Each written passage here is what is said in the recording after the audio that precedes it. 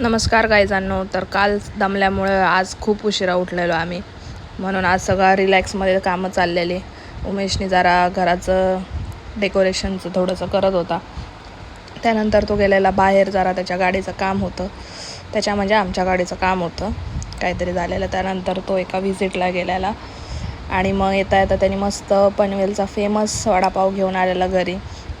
इतका टेस्टी होता आणि अजून एक काहीतरी आणलेलं त्यांनी, मला कळलंच नाही की ती काय आहे म्हणून. तर मला तो बोलत होता काय आहे सांग म्हणून. मग नंतर त्यांनी सांगितलं की ती कोथिंबीरची वडी आहे.